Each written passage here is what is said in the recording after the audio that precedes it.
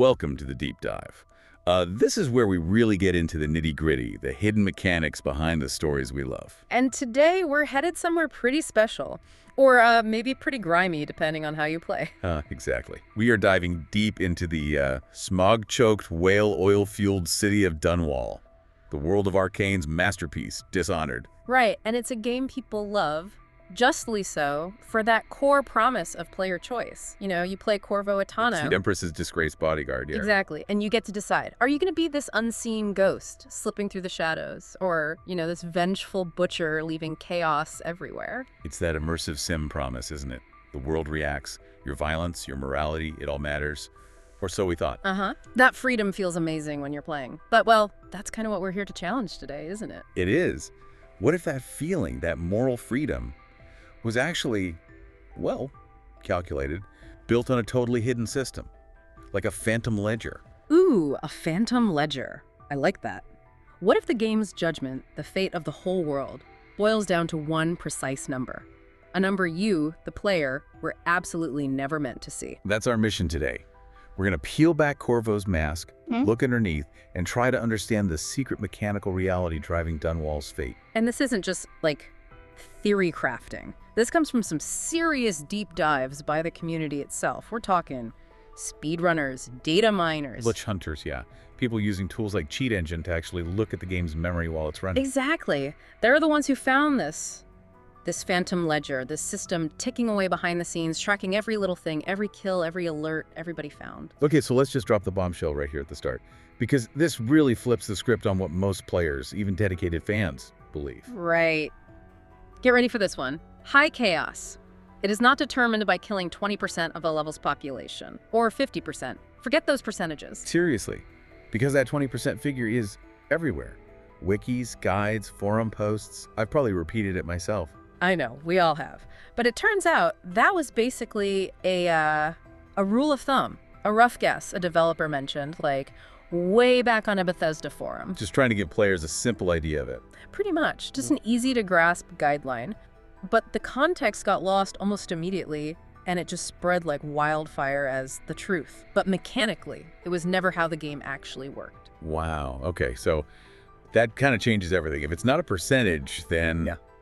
What is it? What's the real currency of morality in Dunwall? The real deal, the hidden metric, is what the community now calls the chaos factor, or just CF. Chaos factor, okay. A single number, a running score that lasts your entire playthrough, and it's stored right there in the game's memory. But you can't see it in the game, right? There's no meter, no progress bar. Absolutely nothing, and that was a deliberate design choice by Arcane. Yeah. They didn't want you playing the numbers, you know? They wanted you to feel the consequences organically, not just manage a score. Which is great for immersion, but it's also exactly why the wrong information, like that percentage myth, could spread so easily and last for so long. Nobody could check it. Precisely. You're making choices, feeling the weight of them, maybe noticing more rats or guards, but you have no idea what the actual, like, numerical cost is. Until now. This hidden score. Yeah. It really ramps up the tension, doesn't it? Knowing you're playing this high-stakes moral game against a system you can't even see. A system that's mathematically precise. It's a fascinating irony. The game works so hard to hide the strings to make it feel seamless, but underneath it's all driven by this very specific math. Well, let's pull back the curtain on that math. If the percentage myth is dead, what does this chaos factor system actually look like? How does that ledger get filled? Okay, so the chaos factor, the CF, starts at 0 when you begin a new game. Simple enough. Important note, though, it cannot go below 0, ever. And just to add a little confusion, you can't actually increase it during the very first mission, returning home. That's basically the tutorial level, so it doesn't count towards your chaos yet. Okay, so after the tutorial, the clock starts ticking. Exactly. And from then on, the chaos factor goes up in increments. The base increment, the fundamental unit, is 6, or multiples of 6, for almost all the big hostile actions. 6. That's the magic number for moral corruption in Dunwall. So what kind of actions cost you that base 6 points? This is where the game's hidden moral compass really points. You might think killing, say, a hardened city watchguard would cost more chaos than harming a random civilian, right? Yeah, that seems logical. One's an armed combatant, the other's, well... It's the complete opposite, and dramatically so. Killing just one civilian, that costs you 6 chaos factor, straight up. Okay, wow. 6 points for one civilian life. Now, compare that To get the same 6 Chaos Factor points by killing enemies, you need to kill 4 enemies. And they have to be from the same faction. Wait, let me get this straight. Taking out one non-combatant citizen is numerically equal, in chaos terms, to eliminating 4 trained armed opponents, like city watch guards, overseers, even those big tall boys or assassins. Or thugs, or even the infected weepers, yeah. 4 of them equals 1 civilian. It's stark. That's more than stark. That's a really powerful statement baked right into the mechanics. It massively weights the morality against harming the innocent. It absolutely does. The research really highlights this. Civilian kills are basically seen as 4 times worse, chaos-wise, than killing faction enemies. The game is definitely pushing you numerically towards non-lethal for civilians, even if it's harder. But you mentioned it's not always just increments of 6, right? Some specific characters or situations might be different. Yeah, that's right. While 6 is the main building block, the designers did put in some specific non-standard values. Maybe for killing a particularly important named character, or sometimes resolving certain side quests violently involving civilians could give you, say, 12 chaos factor instead of 6, or maybe even more. So there's a layer of handcrafted moral pricing on top of the base system. Exactly. It shows how meticulous they were. They really assigned a specific hidden cost to almost everyone's life in Dunwall. Oh, and interestingly, things like bloodhounds and those river crest creatures, they don't count towards chaos at all when killed. Okay, so guard dogs get a pass, morally speaking. Good to know. But it's not just killing that adds to the chaos factor, is it? Being sloppy also costs you. That's a crucial point, especially for players trying for that ghost or low chaos run.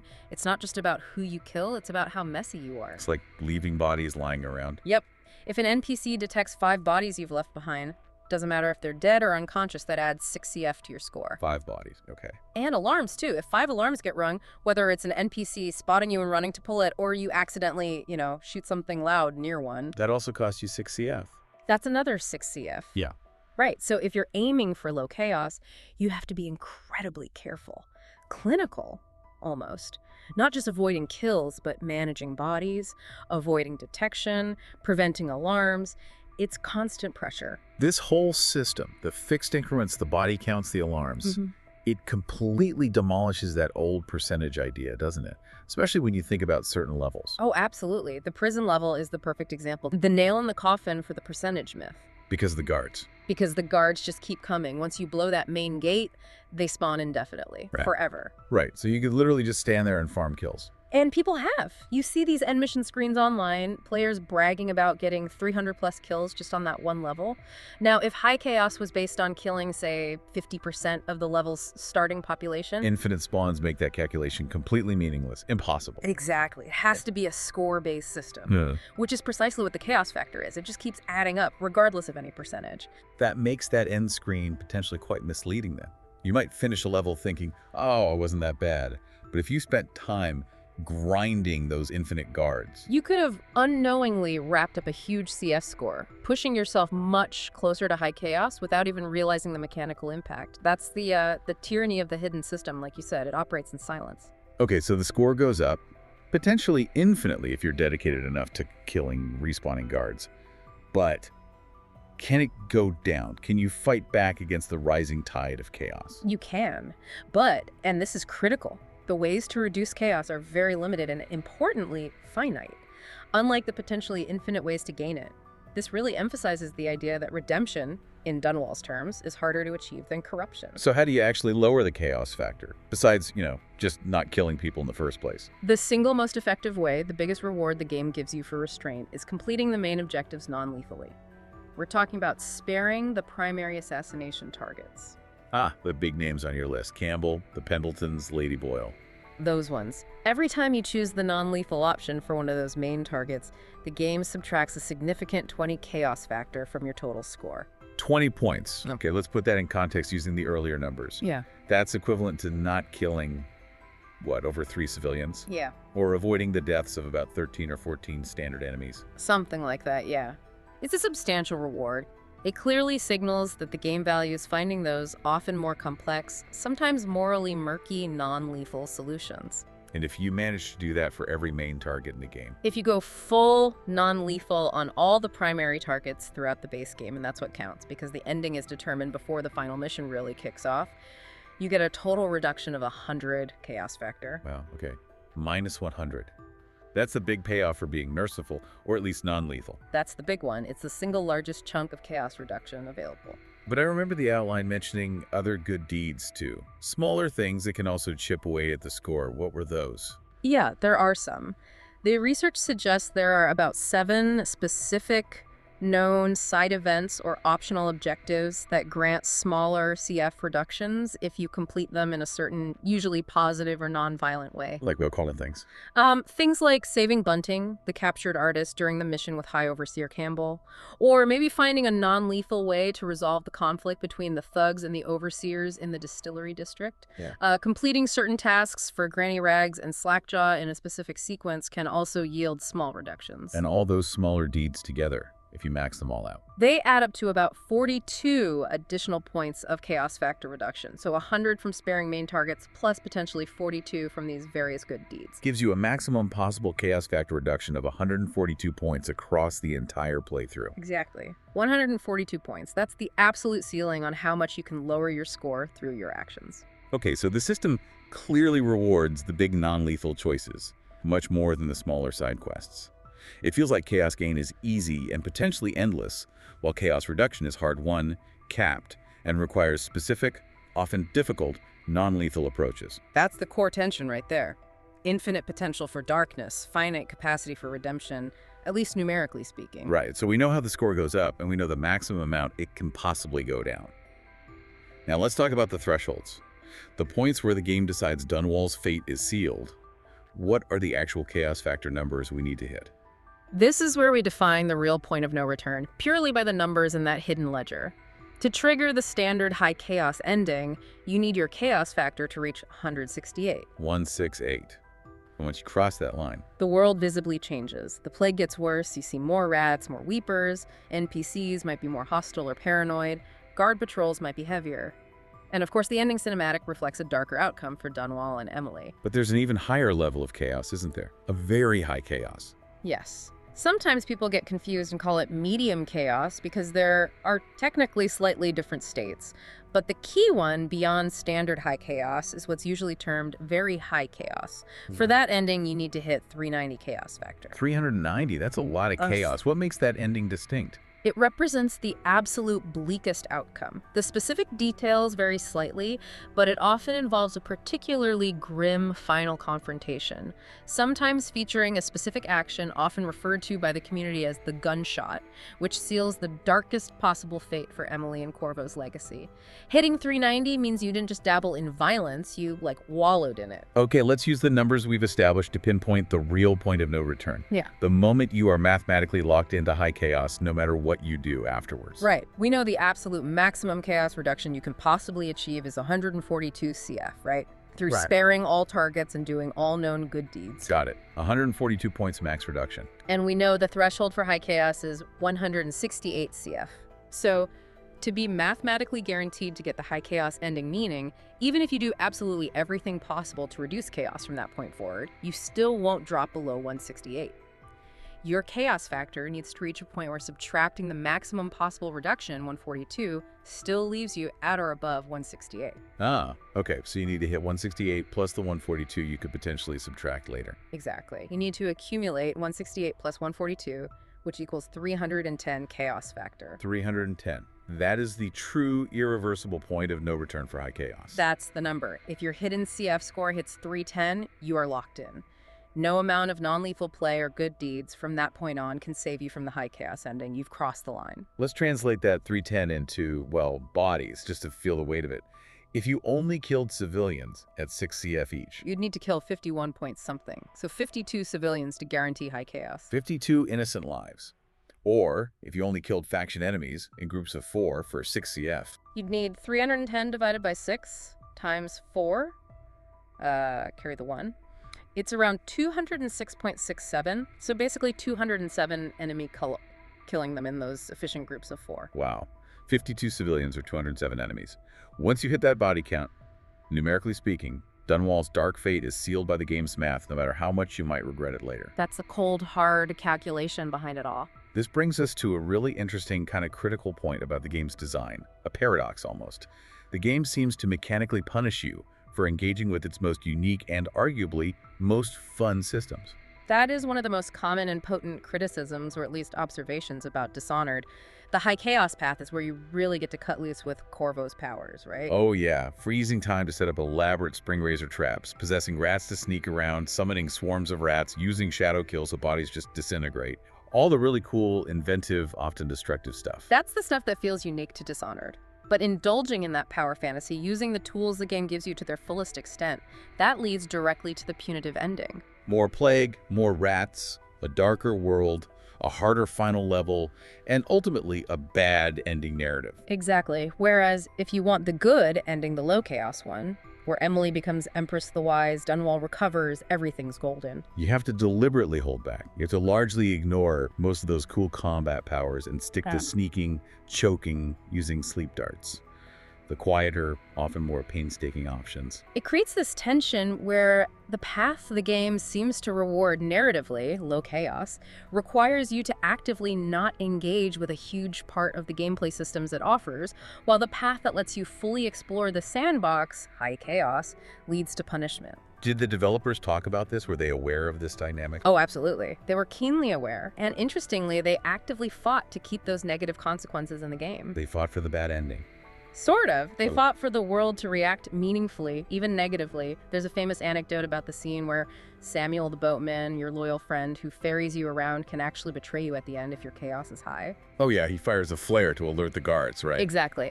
Apparently there was pushback against including that, maybe concerns it felt too harsh.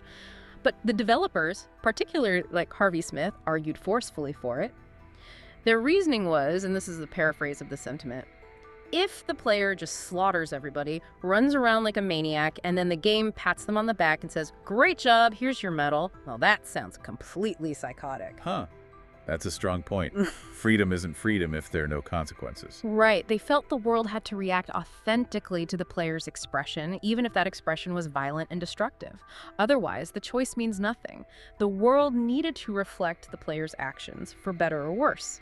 And that commitment extends to the non-lethal options too, right? Because sometimes the merciful path feels, well, worse. Oh, definitely.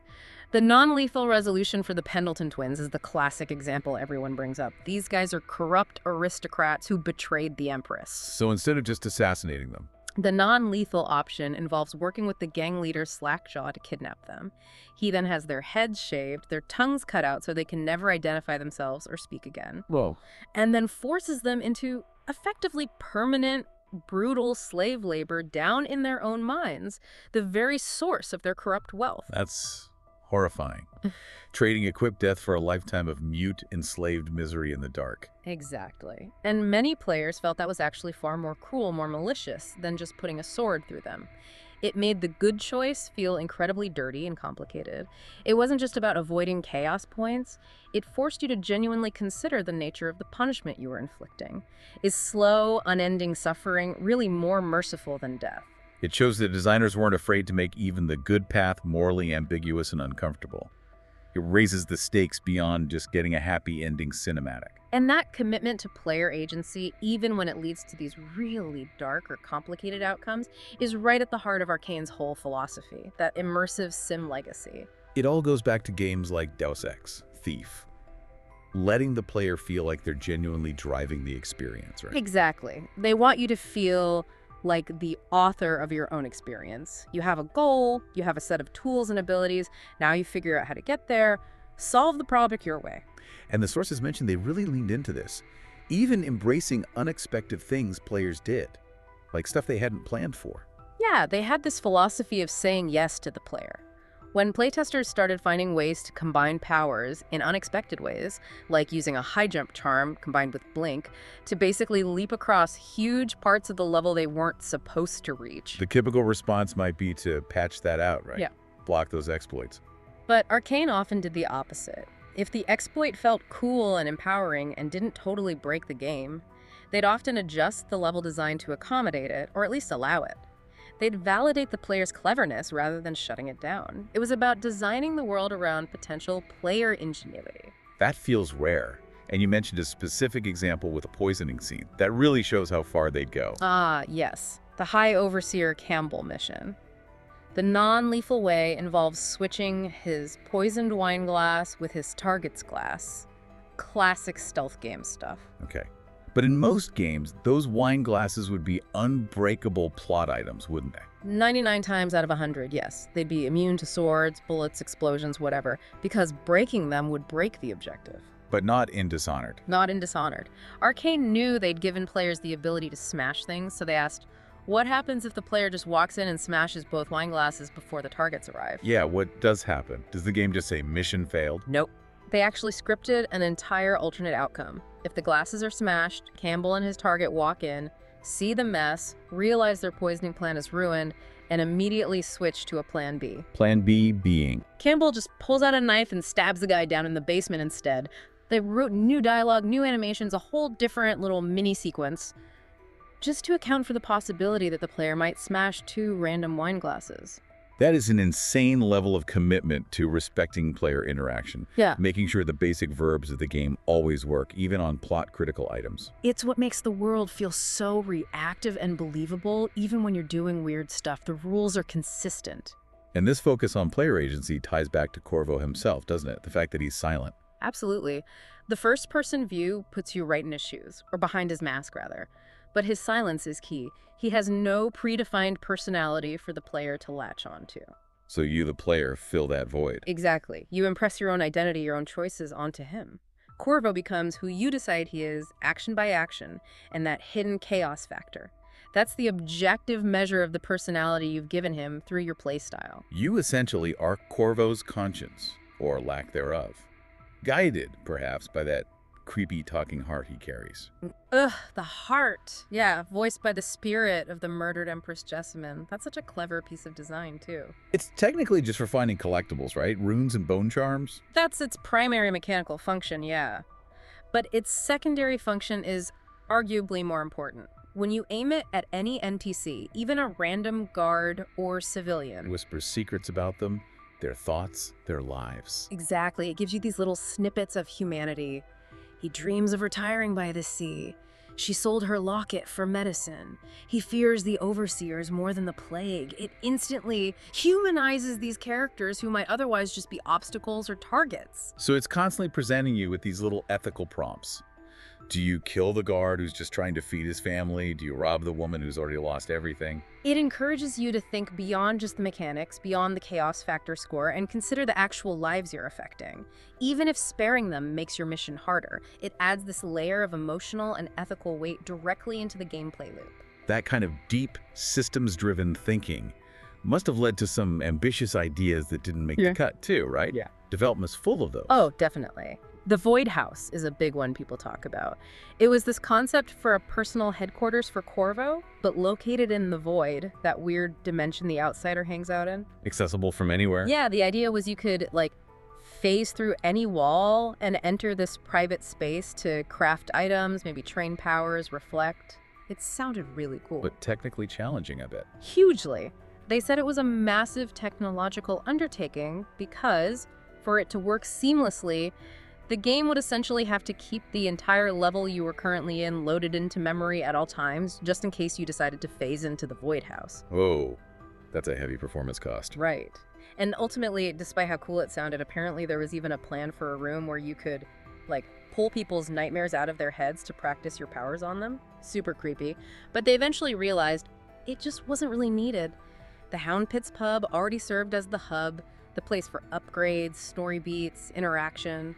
The Void House was this amazing technical demo, but it didn't add enough essential gameplay value to justify the cost and complexity. So they cut it. Sensible even if it sounds cool.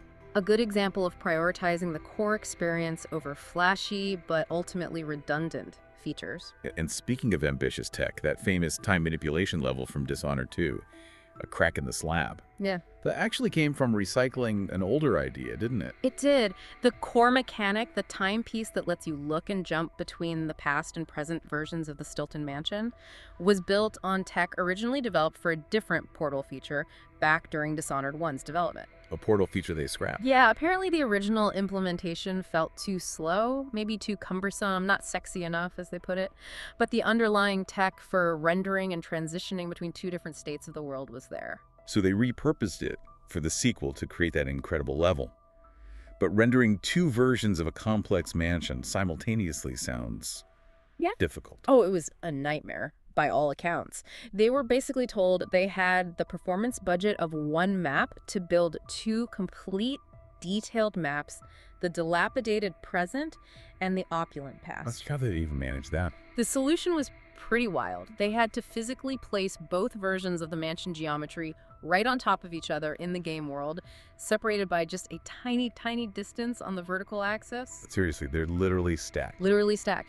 And they had to use two virtual cameras constantly following the player, one for each time period, to manage the rendering and prevent weird visual glitches or precision errors that can happen when geometry gets too far from the world's origin point in the engine.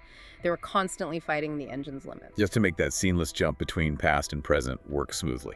An incredible technical feat, all built on the back of a previously failed idea. It really paid off, though. That level is legendary. Now, we focused a lot on Corvo and his silent journey, dictated by that hidden chaos factor. But you really can't discuss the moral landscape of Dunwall without talking about the DLCs, right? The Knife of Dunwall and the Brigmore Witches. Oh, absolutely not. Those DLCs are fantastic, and for some players, they're even better than the main game. They offer such a crucial, different perspective. Because you play as Daud, the assassin who actually killed the Empress at the very beginning of Corvo's story. Exactly. You're playing as the antagonist, the catalyst for the whole plot. Yeah. And seeing events, or the aftermath of events, from his side adds so much depth. And a biggest change, mechanically or maybe narratively, is that Daud isn't silent, is he? Not at all. He's voiced brilliantly by Michael Madsen, and crucially, he has an internal monologue. You hear his thoughts. How does that change things? It makes his moral journey feel much more immediate and personal. He shares his doubts, his observations, his frustrations. It's like listening to him dictate his diary entries as you play. It gives his actions, his choices about chaos, a very tangible emotional weight that's different from projecting onto the silent Corvo.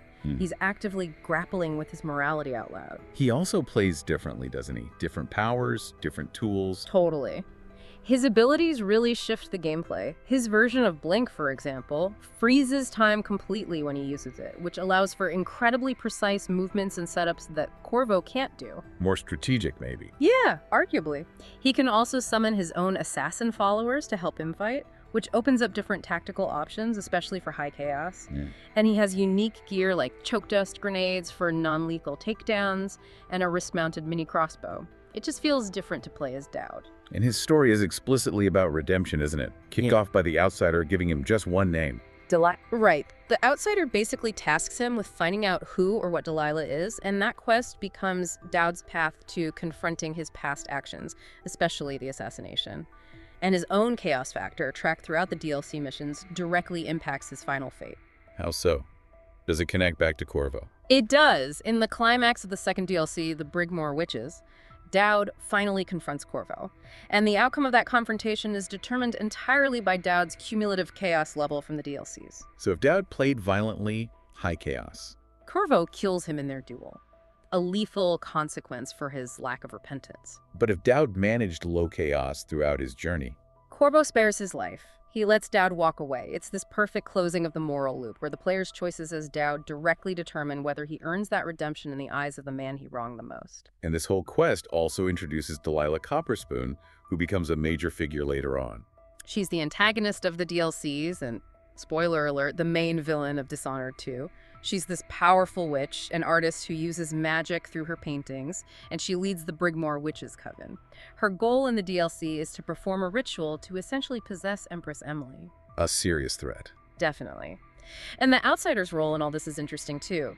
He admits to Daud that he basically pointed him towards Delilah partly out of curiosity because the outsider himself is amoral. He has to stay neutral, he says. He just sets things in motion and watches what happens. So he leaves the fate of Dunwall, the outcome of Delilah's plot, entirely up to Daud's choices. Pretty much. It reinforces that central theme. Yeah. Even with gods and magic interfering, it's human choices, human morality or lack thereof, that ultimately shape the world in Dishonored. Wow. Okay, so we started this deep dive talking about player freedom in Dunwall, and what we've uncovered is this really complex picture, isn't it?